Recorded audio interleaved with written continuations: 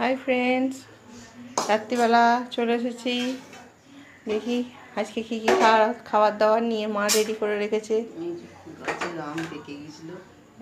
গাছের আম মানে চুরি হয়ে হয়ে সব শেষ, এই যা পাওয়া গেছে আর কি। সকালে দেখলাম ভালো আছে, এখন আবার দেখি পেকে গেছে গাছের আম।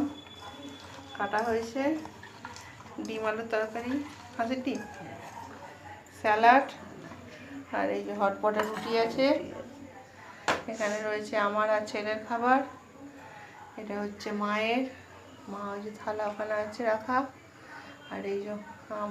এই হচ্ছে আজকে রাত্রির আমাদের মেনু। চলো আপাতত টাটা, শুভরাত্রি, গুড নাইট। আবার কাল সকালে দেখা হচ্ছে। সবাই খুব ভালো থেকো, সুস্থ থেকো, আর প্লিজ প্লিজ একটু রিকোয়েস্ট করছি, একটু তোমরা কমেন্টস করো, ঠিক আছে? টাটা।